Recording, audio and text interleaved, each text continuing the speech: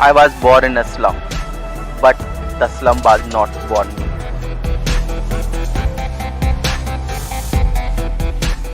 नमस्कार, स्वागत है आपका लोकमत न्यूज हिंदी के स्वतंत्रता दिवस के कैंपेन कुछ तो पॉजिटिव करते हैं में।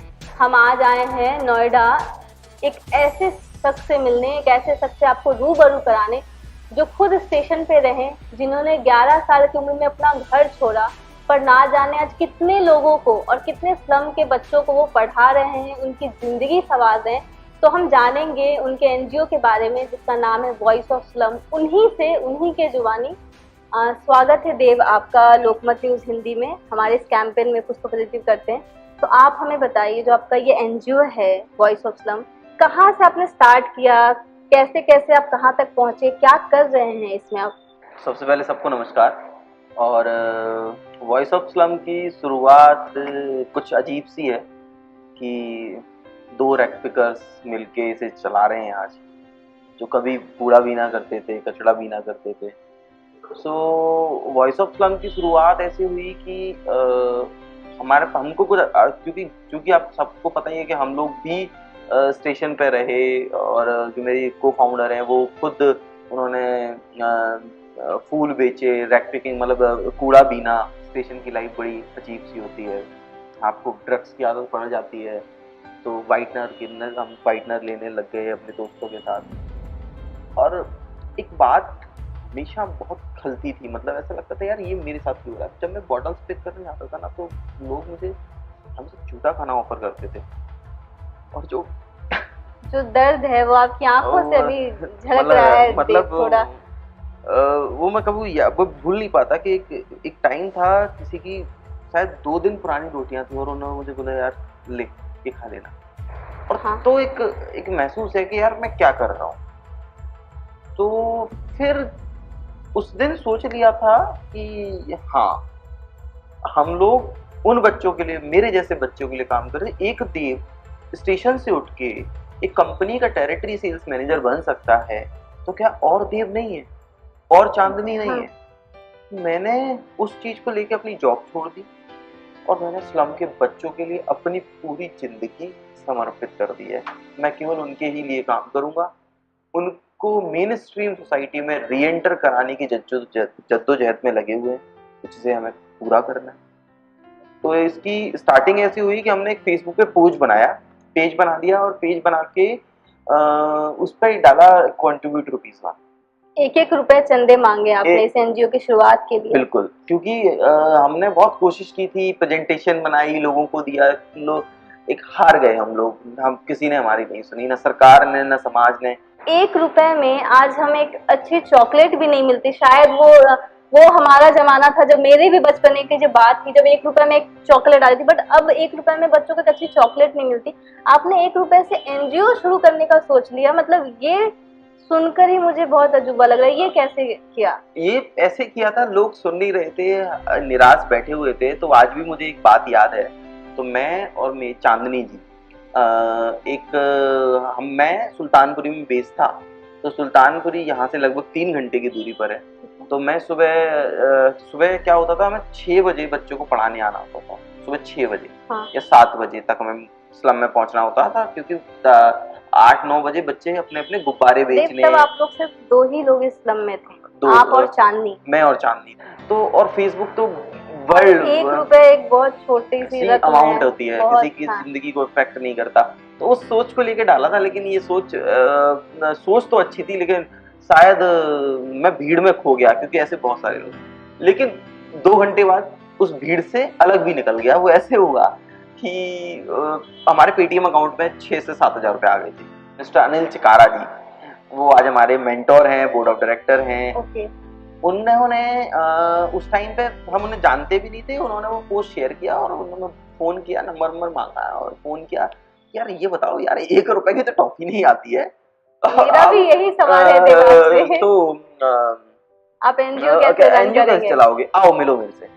उन्होंने सपोर्ट करना स्टार्ट किया। फिर उनके साथ एक जो अहम आज हमारी मतलब मेरी एनजीओ का अहम हिस्सा है, सिराज जी, मतलब सिराज सर, उन्होंने क्राउड फंडिंग करवाई। ऐसे करके धीरे धीरे करके 2 से 4 लोग जुड़े। हमने पूरे अपना एंटरप्रेन्योर का एक मतलब क्या होता है, जमीन से उठकर एक स्टार्टअप होता है, जमीन से होता है, तो उन्हें पता होता है कि स्टार्ट कैसे करते हैं। तो देव मुझे ये बताइए, आपके इस स्लम में कितने बच्चे आते हैं? तकरीबन स्लम में कितने बच्चे पढ़ने आते हैं आपके पास? तो हमारे पास करीबन 100 से 150 बच्चे हम पढ़ा रहे हैं, क्योंकि हम नंबर्स पे काम नहीं करते। ठीक है। हम लोग शायद आपने देखा होगा कि ये हम सेंटर स्लम के पास चला रहे हैं। यहाँ पर एक बार देव सर आए और चांदनी दी आई। हम लोग सब बच्चे से एक सवाल पूछा, किसी बच्चों को कुछ नहीं पता था। तब देव सर ने अपना एक एनजीओ खोला, वॉइस ऑफ स्लम। तब हम लोगों ने पहले चांदनी दी यहाँ पर पढ़ाती थी, अब एक वॉइस ऑफ स्लम स्कूल में पढ़ाती है। आप जाते हैं वॉइस ऑफ स्लम में पढ़ने? हाँ, पढ़ाई करते, गेम वेम खेलते, सीखते। पढ़ाई भी कराते हैं, खेल कूद कराते हैं, सब चीज़ कराते हैं, किताब भी देते हैं, सब देते हैं। देव सर आपको प्यार करते हैं, वहाँ पे अच्छे से ट्रीट करते हैं, पढ़ाते हैं अच्छे से? हाँ।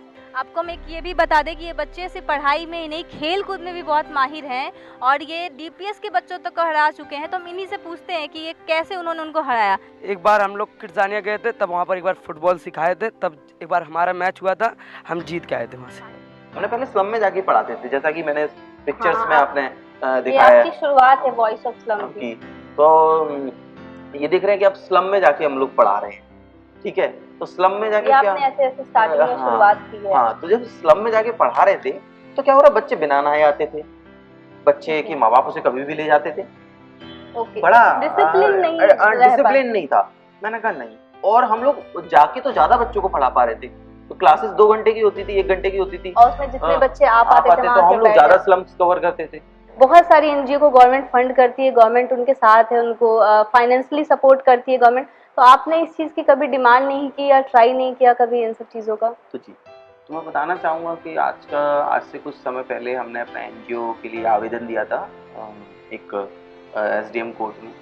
सरकार हमेशा योजनाएं सही ही बनाती है, इम्प्लीमेंट सही नहीं हो पाता। इम्प्लीमेंट सही नहीं हो पाता, और जो नीचे बड़े लेवल पे लोग सब अच्छे हैं, जो नीचे के तबके के लोग हैं ना, उनको मतलब आप जब तक मतलब शायद मुझे कैमरे पे नहीं बोलनी चाहिए, लेकिन हाँ कि वो पैसे मांगते हैं या ऐसी कुछ चीज़, मतलब तो हमें एक एनजीओ रजिस्टर्ड करप्शन का शिकार हुए हैं आप। हम लोग करप्शन का शिकार हुए हैं, तो हमें आप सोच भी नहीं सकते कि एनजीओ रजिस्टर्ड करने के लिए केवल 50 रुपए लगते हैं। जो सरकारी फीस है वो 50 रुपए लगते हैं, और हमसे मांगे जा रहे थे 10,000 रुपये। हमने धरना दिया, वहाँ पे जाके हमने रिक्वेस्ट की, हाथ जोड़े, सब कुछ बोला, लेकिन हमारा एनजीओ रजिस्टर्ड नहीं हुआ।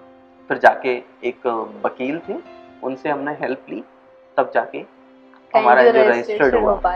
तो सरकार के साथ तो हमारा तो अभी तक हम ऐसा कुछ कर नहीं है, होपफुली आगे करेंगे। तो जब आपने एनजीओ स्टार्ट किया था तो आप स्लम में जा कर पढ़ाते थे? जी बिल्कुल, मैं स्लम में और चांदनी स्लम में जा के पढ़ाते तो थे। वो क्या वो स्लम आपके जैसे आपने बताया यही कुछ इलाकों के स्लम थे या बहुत सारे स्लम में? बहुत सारे स्लम थे, क्योंकि जब क्या होता है, हमें कहीं जाना होता है तो हम 10 जगह जा सकते हैं। हाँ। लेकिन उससे कुछ फर्क नहीं पड़ रहा था, क्योंकि बच्चे गंदे बिना नहाए उठ के पढ़ने आ जाते थे, कोई पढ़ने नहीं आता था, केवल टाइम पास करने आ जाता था, तो बच्चों में रिजल्ट नहीं आ रहा था। हम लोगों ने सोचा कि नंबर्स पे काम करने से ज़्यादा ज़रूरी नहीं है, कि हम शायद पूरी दुनिया तो ना ठीक कर पाएँ, लेकिन जितना ठीक करते हैं उसे तरीके से सलीके से ठीक किया जाए। तो हमने फिर सोचा कि हम स्लम में नहीं, हम स्लम के पास एक पूरी बिल्डिंग ली, बिल्डिंग में स्कूल खोला, स्कूल में फैसिलिटीज़ दी।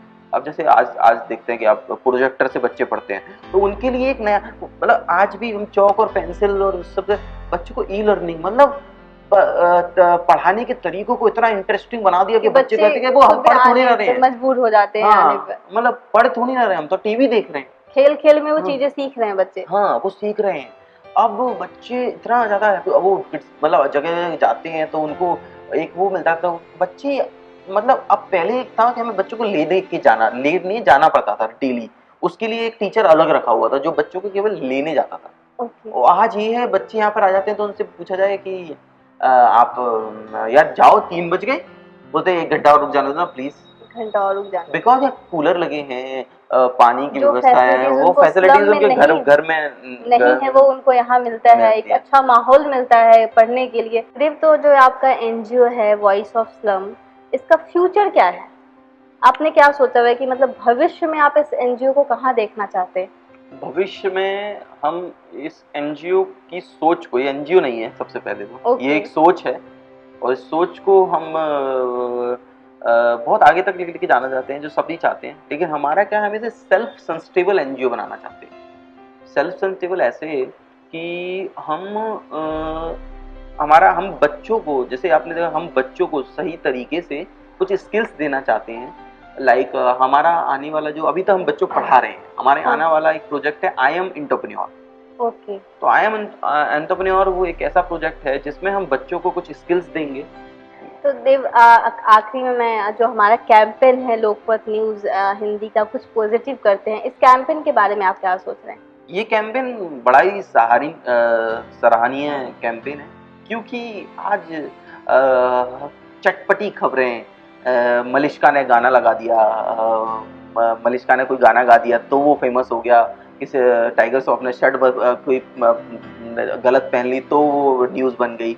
तो मतलब ऐसी न्यूज़ लोग चटपटी न्यूज़ छापते हैं, जैसे PS3 एंटरटेनमेंट या स्पोर्ट छापते हैं। लेकिन ये कैंपेन ऐसी पॉजिटिव, मतलब पॉजिटिव, क्योंकि आज दुनिया में बहुत लोग हैं जो अच्छा काम भी कर रहे हैं। हाँ, सिर्फ निगेटिव, हमारे इस कैंपेन का मकसद भी वही कि हमारे देश में सिर्फ निगेटिविटी नहीं है। हाँ, आज कुछ मतलब आप जैसे अच्छे लोग हैं। आप समझिए, लोग कठुआ को प्रमोट कर, मुझे नहीं लगता हीमा दास जी हैं जो हमारे लिए बोर्ड लेकर आई हमारे देश के लिए।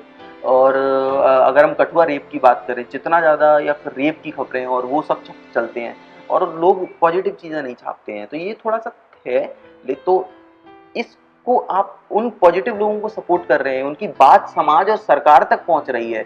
शायद इस कैंपेन के बाद, इस वीडियो के बाद हमसे 4 लोग जुड़े, तो वो हमारे कैंपेन का मकसद भी यही है। तो जब 4 लोग जुड़ेंगे तो कहीं ना कहीं हमारी उस सोच को आगे बढ़ाने में, धक्का लगाने में लोकमत का हाथ होगा। तो ये बहुत ही सराहनीय कैंपेन है।